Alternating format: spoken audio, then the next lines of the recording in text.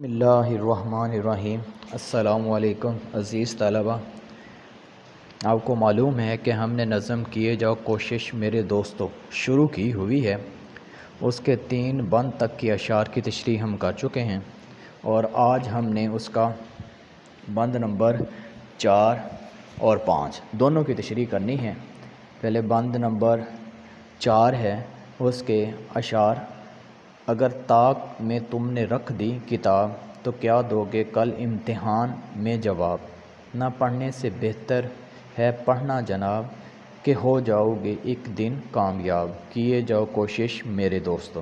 یہ بند نمبر 4 جو میں نے اب آپ کے سامنے پڑھا ہے، اسی بند کے جو ہے مشکل الفاظ کے معنی کوشش، محنت، جدوجہد کو کہتے ہیں، بہتر اچھے کو بولتے ہیں، طاق دیوار میں بنائی جانے والی ڈاٹ یا الماری آپ کہہ سکتے ہیں۔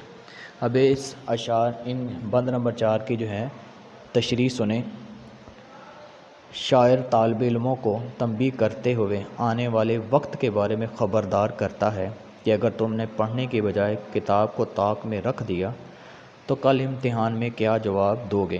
امتحان میں پوچھے گئے سوالات کے بارے میں تمہیں کچھ بھی معلوم نہ ہوگا، اس لیے جناب نہ پڑھنے سے بہتر ہے کہ پڑھے جاؤ یا پڑھتے رہو، کتاب کو سمجھ جائیں، سبق کو اچھے طریقے سے یاد کیے جائیں، اسی طرح انشاءاللہ تم ایک دن ضرور کامیاب ہو جاؤ گے۔ اس لیے اے میرے دوستو کوشش اور محنت اور جدوجہد جاری رکھو۔ یہ بند نمبر 4 اس کی تشریح میں نے اب آپ کے سامنے پڑھی تھی۔ اب ہم آتے ہیں بند نمبر 5 کی طرف۔ بند نمبر 5: جو بازی میں سبقت نہ لے جاؤ تم، خبردار ہرگز نہ گھبراؤ تم، نہ ٹھٹکو نہ جھجکو نہ پچھتاؤ تم، ذرا صبر کو کام فرماؤ تم، کیے جاؤ کوشش میرے دوستو۔ ابھی اس کے جو مشکل الفاظ کے معنی وہ بھی سن لیں۔ سبقت لے جانا، آگے نکل جانا، کام فرمانا، عمل میں لانا، جھجکنا، شرمانا، گھبرانا، پریشان ہونا، ٹھٹکنا، حیران ہو کر رہنا، پچھتاوا، افسوس۔ اب ہم اس کی تشریح کی طرف آتے ہیں۔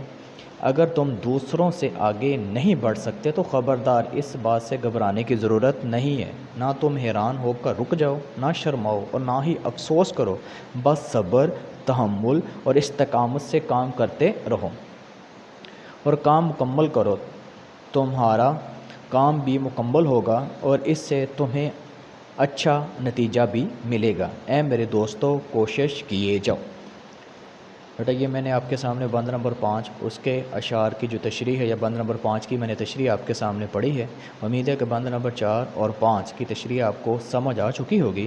آپ نے ان دونوں بند کی جو تشریح ہے اچھی طرح ذہن نشین کر لینی ہے۔ اللہ حافظ۔